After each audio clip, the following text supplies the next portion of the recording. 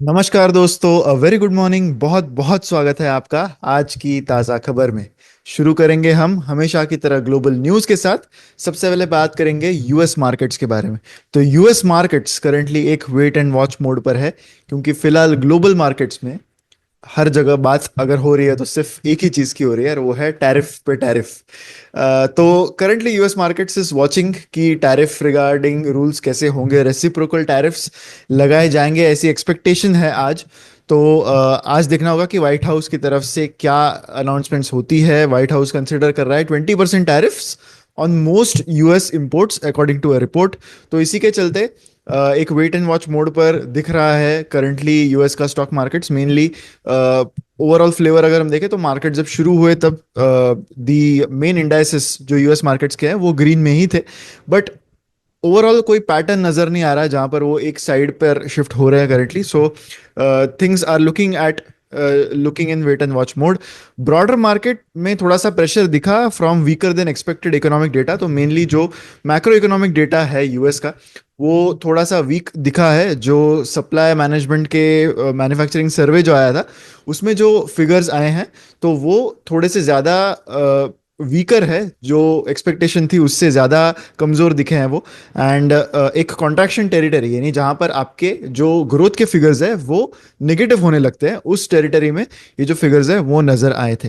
तो क्लैरिटी फिलहाल इसी पर एक्सपेक्टेड है कि 20% के रेसिप्रोकल टैरिफ्स लगाए जाएंगे या नहीं। अब तो कोई फाइनल डिसीजन इस पर हुआ नहीं है, बट इट इज एक्सपेक्टेड कि आज शायद इस पर क्लैरिटी थोड़ी सी ज़्यादा बेटर आएगी। तो ऑलरेडी बहुत चीज़ों की वजह से वोलेटिलिटी मार्केट्स में ऑलरेडी थी, ना सिर्फ यूएस मार्केट्स में बल्कि ग्लोबल मार्केट्स में, बिकॉज ऑफ द टैरिफ। तो उस पर अब कोई एक डिसीजन आता है या नहीं आता है वो देखना होगा। एंड उस पर ज़्यादा क्लैरिटी आज हमें by by by today's day end वो शायद क्लैरिटी आज हमें मिलेगी। यूरो जोन की बात करते हैं। यूरो जोन में जो इन्फ्लेशन है वो गिर गया है for the second consecutive month to 2.2%। अब इससे होगा ये कि यूरोपियन सेंट्रल बैंक को रेट कट्स करने में और भी आसानी होगी, क्योंकि मोर और लेस एक्सपेक्टेशन था कि रेट कट्स तो उन्होंने किए हैं ऑलरेडी, काफी सारे रेट कट्स किए हैं यूरोपियन सेंट्रल बैंक ने। बट उन्हें ये डर था कि ये रेट कट्स की वजह से एंड यूएस टैरिफ के प्रॉब्लम्स की वजह से हो सकता है इन्फ्लेशन का नंबर अगर ज्यादा आ गया तो ऐसे में रेट कट साइकिल में वो एक अच्छी चीज नहीं होगी। तो फरवरी के 2.3% से अब इन्फ्लेशन का रेट 2.2% हो गया है for the month of March. Target अभी भी जो ईसीबी का है, मीडियम टर्म टारगेट है यूरोपियन सेंट्रल बैंक ऑफ 2%। तो उससे अभी भी इन्फ्लेशन की फिगर ऊपर ही नजर आ रही है। But the good thing for them इस कि वो एटलीस्ट गिर रहा है। ईसीबी बिलीव करता है कि रीसेंट राइज जो थोड़ा बहुत दिखा था इन्फ्लेशन में सिंस ऑटम, तो वो टेम्पररी था एंड वो एक लॉन्गर टर्म ट्रेंड नहीं है। तो 2.5% तक का डिक्रीज रेट कट्स में ऑलरेडी उन्होंने किया है। 6 बार रेट कट्स ऑलरेडी वो कर चुके हैं। पर अब बिकॉज इन्फ्लेशन के रेट्स थोड़े बहुत ठीक ठाक आए हैं तो उस वजह से उनको अभी भी एक रूम मिलेगा to cut more rates if they want, and that will be an easier decision for them. Market expectations ऐसी थी कि थोड़े बहुत कंसर्न थे इन्फ्लेशन पे। फाइनेंशियल मार्केट स्प्रेड कर रहे थे कि 75% चांस है कि एक और क्वार्टर पॉइंट रेट कट होगा in European central banks next meeting. तो कंसिडरिंग इन्फ्लेशन के नंबर्स गिर गए हैं, हो सकता है ये रेट कट इस मंथ में यूरोपियन सेंट्रल बैंक इंप्लीमेंट करे। इंडियन इकोनॉमी की न्यूज़ की बात करते हैं, जहां पर सबसे पहली न्यूज़ है अबाउट जीएसटी कलेक्शंस। तो GST collections for March have gone to a high of 1.96 lakh crore. 11 month high इसे सारे न्यूज़ आउटलेट्स कह रहे हैं, बट टेक्निकली जीएसटी कलेक्शंस बढ़ने ही चाहिए। Technically every month should be a high. तो उसमें कोई हेडलाइन बनाने जैसी बात नहीं है। 11 मंथ हाई पहुंचा है क्योंकि पिछला जो हाई था वो अप्रैल का था। वो हो सकता है अगले मंथ में जो जीएसटी कलेक्शन आएगा वो उससे ज़्यादा हो, क्योंकि जनरली मार्च मंथ में बहुत सारे बुकिंग्स होते हैं जिसका कलेक्शन अप्रैल में होता है। इस वजह से हर साल के अप्रैल मंथ में जीएसटी कलेक्शन जनरली आप सबसे ज़्यादा देखेंगे। तो ओवरऑल फिगर्स अगर देखें तो 10% का राइज दिखा है to 1.96 lakh crore in the month of March, compare to 1.84 lakh crore जो पिछले साल के सेम मंथ में हुआ था। ओवरऑल ये 13th स्ट्रेट मंथ है जहां पर कलेक्शंस 1.7 लाख करोड़ से ऊपर आए हैं। Q4 FY25 के जीएसटी कलेक्शंस टोटल अब they are standing at 5.8 lakh crore, जो 10.4% का ईयर ऑन ईयर इंक्रीज है। जनरली नॉमिनल जीडीपी से इसको कंपेयर करना चाहिए। नॉमिनल जीडीपी के पॉइंट ऑफ व्यू से अगर हम देखें तो 10% का growth is okay. You would expect कि नॉमिनल जीडीपी टर्म्स में it should be 11-12%, but this is at 10% right now because of some of the slow down जो हमने ओवरऑल इकोनॉमी में देखा है। इकोनॉमिक ग्रोथ रिक्वायरमेंट जो है to achieve 6.5% GDP growth estimate, economy को Q4 में 7.6% से ग्रो होना होगा, which looks quite difficult considering Q3 के एंड तक जिस तरीके के नंबर सामने आए थे। तो देखते हैं कि 7.6% तक का ग्रोथ आया है क्या। अगर वो आता है तो 6.5% का जीडीपी ग्रोथ FY25 के लिए रहेगा। ग्रोथ फैक्टर्स की बात अगर करें तो चीफ इकोनॉमिक एडवाइजर जो है उन्होंने कहा है कि वो एक्सपेक्ट कर रहे हैं महाकुंभ रिलेटेड जो स्पेंडिंग है वो मटेरियलाइज होगा इस क्वार्टर में, एंड एक स्ट्रॉन्ग केपेक्स पुश की वजह से अच्छा ग्रोथ आ सकता है। गवर्नमेंट केपेक्स की जहां तक बात आती है, कैपिटल एक्सपेंडिचर अप्रैल से फरवरी 25 तक स्टूड एट 8.1 लाख करोड़, जो रिवाइज एस्टिमेट के मुकाबले काफ़ी कम है। रिवाइज एस्टिमेट जो था वो 10.2 लाख करोड़ का था, तो उसके मुकाबले फरवरी के एंड तक गवर्नमेंट ने सिर्फ 8.1 लाख करोड़ का केपेक्स स्पेंड किया था, विच मीन्स कि उन्हें मार्च के मंथ में 2.1 लाख करोड़ स्पेंड करने थे।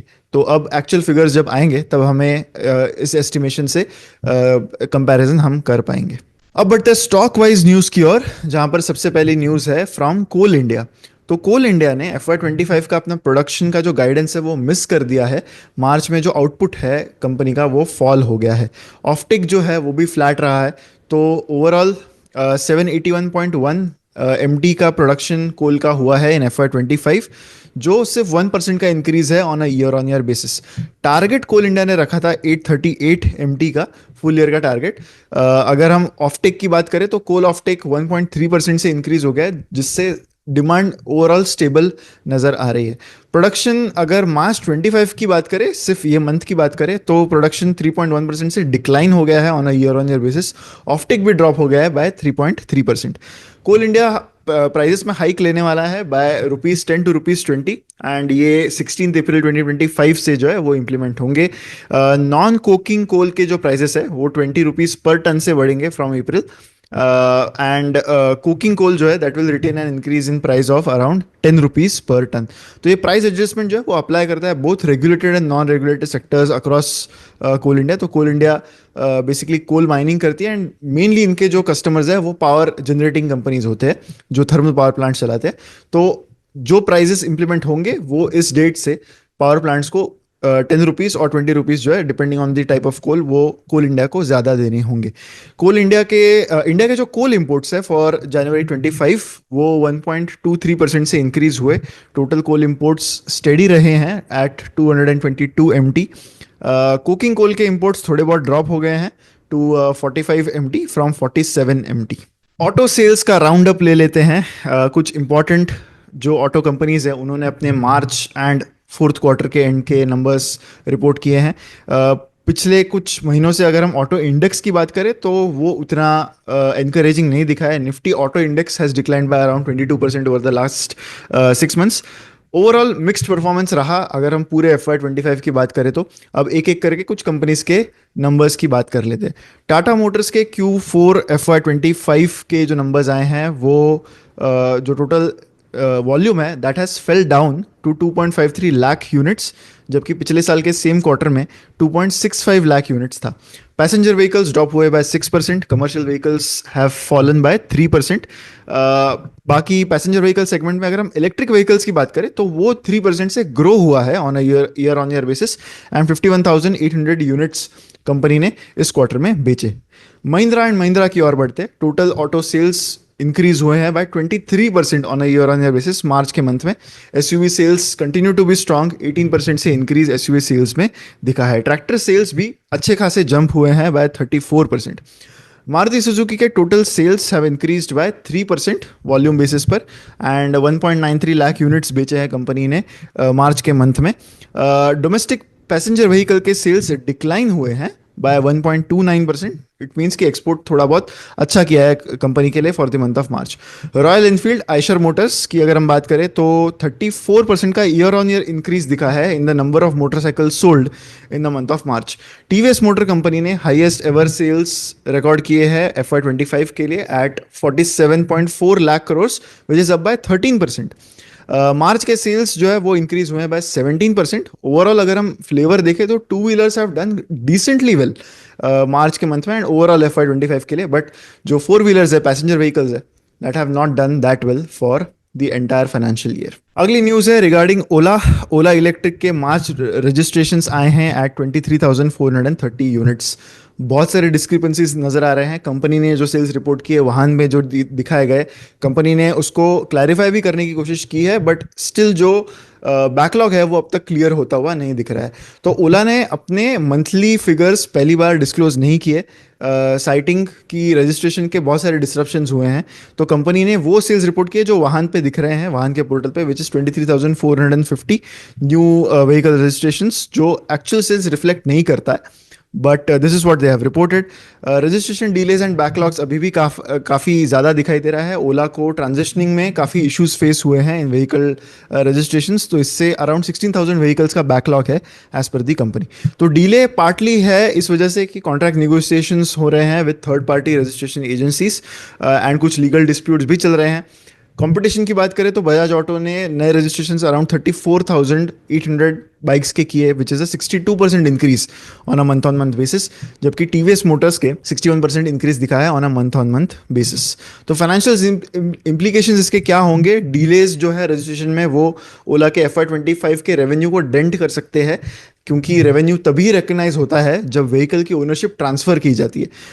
पोटेंशियल लॉस गवर्नमेंट की सब्सिडीज का भी हो सकता है under the PM E drive scheme. तो सब्सिडीज जो है पर vehicle 10,000 rupees per vehicle in FY 25 से ड्रॉप होके 5,000 पर व्हीकल इन FY 26 होंगी। तो अगर वो रजिस्ट्रेशन बैकलॉग अगले मंथ में फ्लो हो जाता है तो कंपनी को ऑब्वियसली सब्सिडीज वहां पर कम मिलेंगी। पावर कंजम्पशन जो है that has grown by 7% in the month of March. 148.48 billion units का पावर कंजम्पशन रिकॉर्ड किया गया है। एक्सपर्ट्स का ये मानना है कि पीक पावर डिमांड जो है that will reach 277 gigawatts by summer of this year, that is 2025। Heat wave के फोरकास्ट है जैसे हर साल होते हैं before the start of summer season.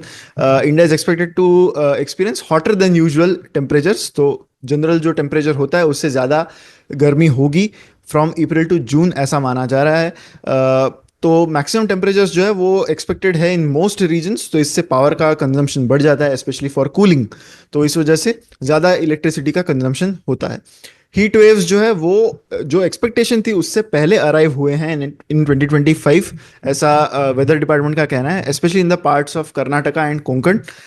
Electricity demand की अगर फोरकास्ट की बात करें तो ये अनएक्सपेक्टेड हीट वेव्स की वजह से पावर डिमांड एक्सपेक्टेड है कि 9 to 10% से इस समर सीजन में ग्रो होगी। V2 रिटेल ने अपने Q4 के अपडेट्स दिए हैं, जहां पर उनकी same store sales growth SSSG वो बढ़ी है बाय 8%।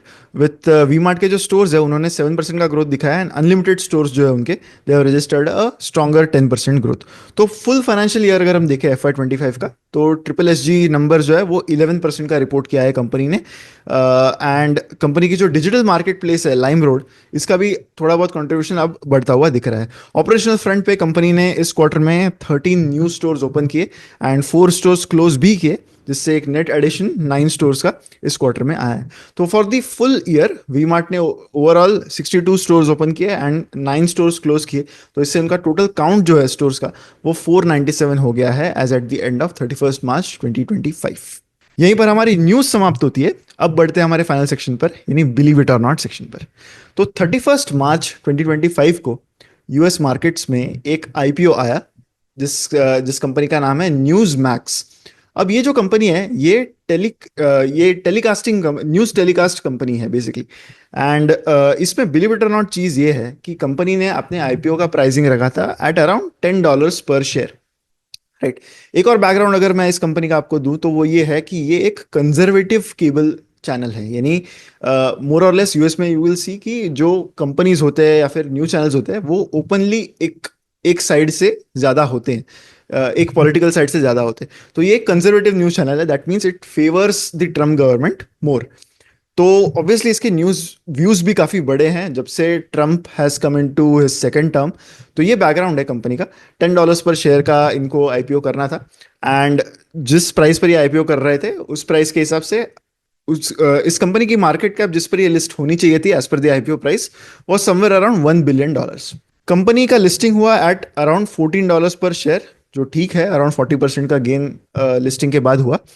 लेकिन कंपनी की प्राइस अराउंड 7 टाइम्स हो गई on the day of listing by the end of close of the trading day. पर सिर्फ उतना ही नहीं, इस स्टॉक की प्राइस कल मार्केट ओपन होने के बाद अराउंड $140 पर शेयर थी, and then later it went to 160, 170, $180 पर शेयर। तो आप इमेजिन कीजिए, कंपनी ने जिस प्राइस पर आईपीओ करना चाहा था उसके अराउंड 18 टाइम्स कंपनी का स्टॉक प्राइस लिस्टिंग के 2 दिन में पहुंच गया है। एंड अल्दो अब इस कंपनी के बारे में मैंने ज़्यादा रिसर्च नहीं किया क्योंकि कंपनी भी हाल ही में लिस्ट हुई है एंड यूएस स्टॉक मार्केट से रिलेटेड ये कंपनी है, बट आई एम श्योर कि उनके अर्निंग्स इस लेवल के यूफोरिया को जस्टिफाई करने लायक तो नहीं होंगे।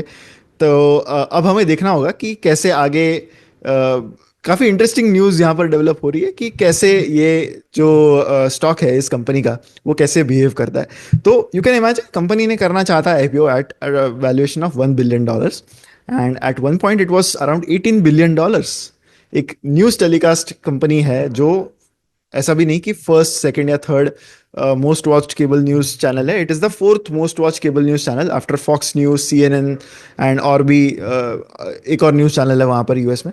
तो इस कंपनी ने आईपीओ लाया and telecast news, news cable telecast के कंपनीज का IPO is quite rare these days to see. पर कंपनी ने आईपीओ किया, ना सिर्फ किया बल्कि स्टॉक की price has gone 15 times its IPO price since its IPO day before yesterday। तो ये था आज का बिलीव इट और नॉट। इसी के साथ हमारा आज का ये वीडियो यहीं पर समाप्त होता है। अगर वीडियो आपको अच्छा लगा है तो लाइक ज़रूर कीजिएगा वीडियो को, एंड शेयर भी करें विद मैक्सिमम पीपल। ऐसे ही वीडियोस के लिए चैनल पर बने रहें। मिलते हैं अगले वीडियो में। Thank you so much.